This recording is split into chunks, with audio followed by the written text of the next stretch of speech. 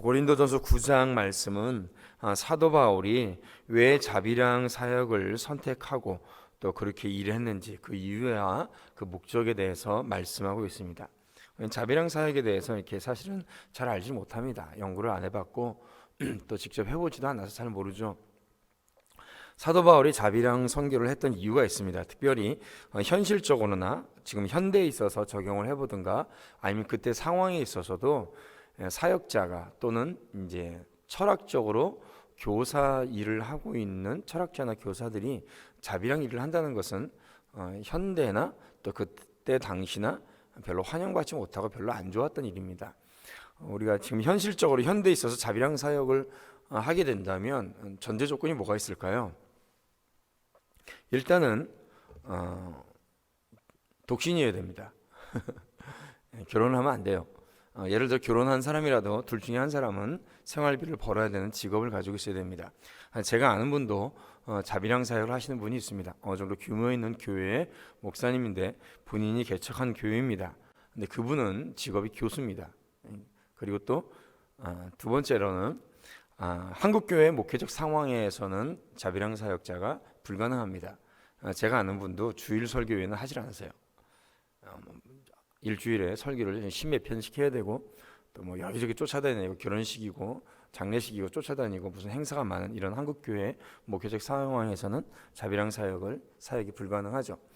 세 번째, 사도 바울이 자비랑 사역을 할 수 있었던 결정적인 이유는 브리스길라와 아굴라라는 동역자가 있었습니다. 굉장히 훌륭한 동역자죠. 일단 브리스길라와 아굴라는 사도 바울에게서 신앙적인 제자입니다. 믿음에 있어서는 사도 바울의 제자고 또 반대편으로 있어서는 사도 바울에 있어서 이제 사업 동역자죠. 사도 바울이 텐트 만드는 일을 배우는 게 브리스길라와 아굴라에게 배우게 됩니다.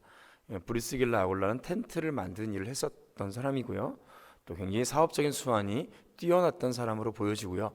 또 신앙적으로도 복음을 위하여서 굉장히 강력한 동역자, 헌신자였습니다. 사도 바울이 가는 곳마다 같이 계속 따라다녔고 또 텐트 만드는 일을 통하여서 그를 굉장히 많이 후원해 줬던 사람이죠.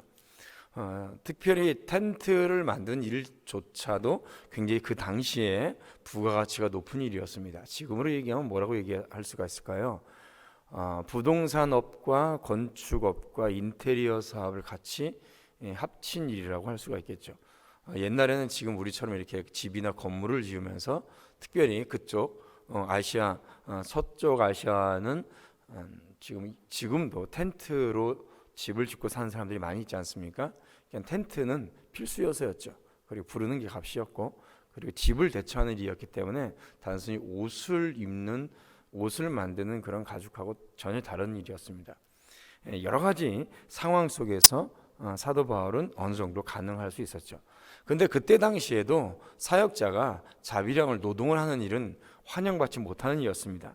당시 헬라 문화권에서 철학자들은 사람을 가르치고 또 생계수단으로 대부분 학생들로부터 받는 수업료, 사례비를 받으면서 살았습니다.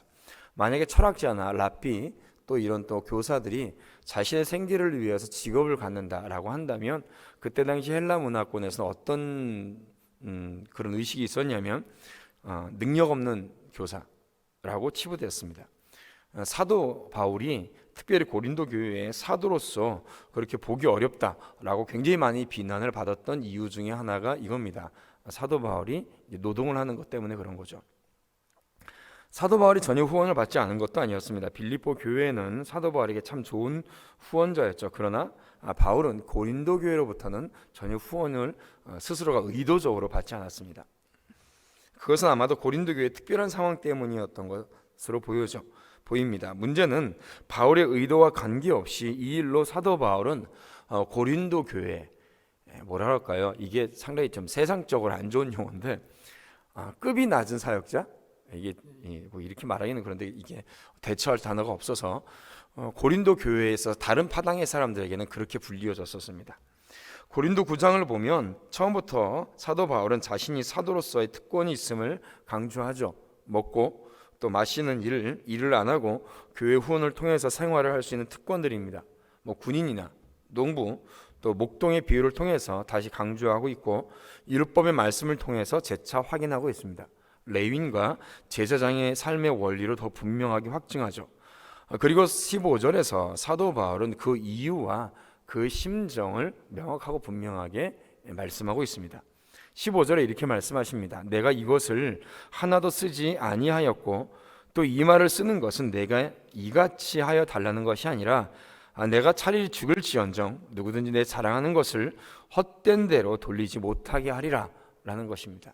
무슨 말씀이냐면 사도 바울이 예수 그리스도의 복음을 전하는 것이 헛되게 돌아가지 않게 하기 위해서 내가 이렇게 살아가고 있다라고 말을 하고 있는 것이죠. 내가 차라리 죽을지언정 이렇게 그는 고백하고 있습니다. 고린도후서 12장 10절에 사도 바울은 이렇게 또 고백하죠. 성령의 은혜로 말미암아 쓰여진 것이지만 또 바울의 심정도 녹여져 있는 것입니다. 내가 그리스도를 위하여 약한 것들과 능욕과 궁핍과 핍박과 곤란을 기뻐하노니 이는 내가 약할 그때에 곧 강함이니라 라고 고린도후서 12장 10절에 그는 말씀하고 있습니다. 실제로 바울이 어떤 심각한 어려움과 고통 중에 있는지 그렇게 복음을 전했는지 우리는 사실 상상을 하지 못하죠. 우리는 굉장히 편한 가운데 신앙생활을 하고 있고요. 복음을 전한다고 해서 그렇게 큰 핍박을 당하지는 않고 있습니다. 그러나 바레트라는 신학자는 이렇게 조명하고 쓰고 있습니다. 바울은 분명 심한 피로와 굶주림의 상황을 견디었고 조롱과 모욕 외에는 거의 다 가져다 줄 수 없는 상황에 처해 있었을 것이다 라고 얘기를 하고 있습니다. 바울은 이러한 고난 중에서도 고린도 교회에 어떤 것도 요구하지 않았습니다. 왜 그랬을까요? 그것은 고린도 교회의 굉장히 심각한 상황 때문에 그렇습니다. 우리가 1장부터 고린도 교회에 굉장히 심각한 문제로 다가오는 게 뭐였죠? 파당의 문제였습니다. 파당. 무슨 파. 너는 대파냐, 나는 쪽파다. 너는 양파냐, 나는 부추다. 뭐 이런 식으로 얘기해서 뭐 여러 가지 파당이 있었습니다. 뭐 크게 4가지 파당이 있었지만 그거 외에도 얼마나 많은 문제가 많았겠습니까? 뭐 예를 들어서 여러 순회 설교자들이 고린도 교회를 지나갔습니다. 성도들마다 각자 좋아하는 설교자들이 있었겠죠. 서로 경쟁적으로 자기가 좋아하는 설교자들을 받들고 그들의 이름을 중심으로 파당이 형성되었습니다. 이게 웬만한 교회는 그러지 않은데 고린도 교회가 굉장히 그런 심정적인 문제가 많았던 듯합니다. 자기가 좋아하는 설교자가 왔다 가면 더 많은 사례를 주고 또 대우를 하려고 합니다. 그리고 또 그것으로 설교자들 평가를 하죠. 사도 바울은 그래서 일부러 의도적으로 더 안 받은 겁니다. 그러면서 다른 쪽 파당에는 사도 바울은 이렇게 사례를 받지 않으니 급이 낮은 설교자가 아니냐 이런 모욕을 당해도 그는 받지 않은 거죠. 지금으로 얘기하면 뭐라고 얘기할 수 있을까요? 뭐 유튜브나 TV 설교자의 많은 설교자들이 유튜브나 TV에 틀면 나옵니다. 어떤 분들은 자기가 좋아하는 설교자의 설교를 굉장히 좋아하고 그분의 설교만 듣죠. 뭐 좋습니다. 그 설교자의 설교를 듣고 내가 그 말씀을 마음에 품고 그 말씀대로 살아가야지. 내 자신을 쳐서 복종하면 무슨 문제가 있겠습니까? 근데 문제는 그거죠. 우리 교회 담임 목사님도 저렇게 설교를 했으면 좋겠는데 우리 교회 담임 목사님 왜 이렇게 설교를 저 목사님처럼 못하시나. 이렇게 되면 문제가 심각한 겁니다. 보지 않는 게 낫습니다. 제가 그래서 일부러 보지 말라는 거예요. 우리가 죄인이기 때문에 그런 생각을 하게 돼 있습니다. 그리고 또한 대부분 유명한 목사님이다 라고 하시는 분들의 설교는 죄송하지만 별로 들을 게 없습니다.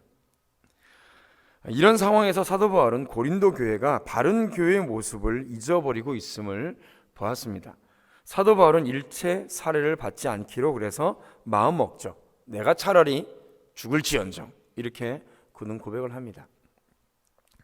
그는 참된 교회를 보고 있습니다. 사도 바울의 마음 안에는 참된 교회의 모습을 그리고 있어요. 그러나 지금 고린도 교회의 현실은 그렇지 못합니다. 시기와 다툼, 경쟁, 비교의식 가운데 하나님의 복음의 사명을 제대로 감당하지 못하고 있습니다. 복음의 사명은 둘째치고 서로 싸우고 물고 뜯고 말도 안 되는 일이죠. 세상을 변화시키는 교회가 시켜야 되는 교회가 세상의 영향력 속에서 벗어나지 못하고 허우적거리고 있습니다. 그러면서 16절에서 복음을 전하는 일을 부득불할 일이다. 이 부득불할 일이라는 말씀은 당연히 할 일입니다. 당연히. 유명한 설교자든 그렇지 못한 사람이든 작은 교회의 목회자든 대형 교회 목회자든 그거와 상관없이 설교자가 주의 복음을 전하고 말씀을 전하는 일은 뭐예요? 당연히 하는 일이다 라는 말씀을 하고 있는 거예요. 그러면서 이 말은 다분히 당시 고린도 교회의 안타까운 모습을 우회적으로 책망하는 것이다 라고 말씀을 할 수가 있는 것입니다. 복음의 변질, 이 복음의 변질은 화를 자초하는 일입니다. 고린도 교인들은 복음의 본질을 변질시키고 있는 거예요. 본질을. 사도 바울은 자신의 두려움이지만 또 고린도 교회 성도들이 깨달아야 될 것을 말씀하고 있는 거죠. 복음을 위해 자신의 권리를 다 사용하지 않는 모습은 자신을 주장하고 자신의 권리를 빼앗기지 않으려고 파당을 만들면서 교회를 소란하게 하는 당시 고린도 교회의 교인들의 모습과 굉장히 대조적인 모습을 나타내고 있는 것입니다. 복음을 위해 멸시를 당하고 사례를 받지 않기로 작정하고 사도로서 인정도 받지 못하는 그런 상황이지만은 오히려 그런 멸시당함의 조건들을 나는 자랑하노라. 담대히 부르짖는 사도 바울의 외침이 오늘 우리에게도 저에게도 들려옵니다. 세상의 문화 속에 흡수되어서 무엇이 참된 교회의 모습인지, 교회의 본질이 무엇인지, 복음의 능력이 무엇인지, 성도의 본질이 무엇인지 깨닫지 못하고 그 말씀대로 살아가지 못하는 지금 우리들의 모습을 다시 한번 책망하는 것이 아닐까라는 생각을 하게 됩니다. 무엇이 교회의 참된 모습이고 무엇이 세상의 성공을 위한 처세인지 구분하기 어려운 이 시대에 우리는 살고 있습니다. 오늘의 교회 안에서도 이미 너무나도 많은 세상적 가치관이 들어가 있죠. 정말로 복이 무엇인지, 하나님 앞에서 성경적인 승리와 성공이 무엇인지 알지 못하는 시대에 있습니다. 우리는 이것을 분별해야 됩니다.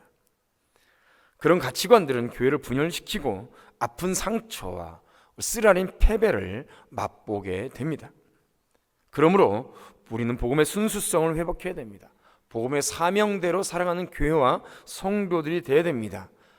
복음을 전하고 우리가 주의 성도로서 예배하며 주의 사명을 다하는 일은 자랑할 것이 아니라 부득불할 일, 당연히 해야 되는 일이죠. 당연한 일입니다. 우리가 주의 전에 나와 예배하며 기도하며 성도로서 복음의 사명을 다하며 주의 복음을 위해서 우리가 헌신해야 되는 일은 당연한 일이라는 것이죠. 자랑할 일이 못 된다는 것입니다. 그러므로 우리는 긴급한 위기의식 속에서 살아야 됩니다. 복음의 본질을 내가 다시 한번 회복해야 된다.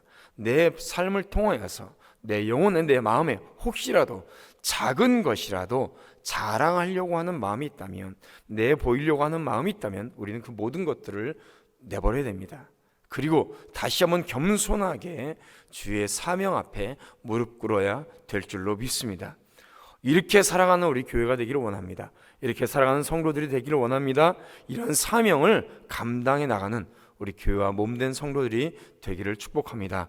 그러므로 말미암아 이 지역과 이 세대와 이 시대에 주의 복음의 부흥의 길을 선도해 나가는 우리 제천교회와 성도들 되시기를 주님의 이름으로 축원드립니다. 주의 영광 이곳에 가득해 우린 손에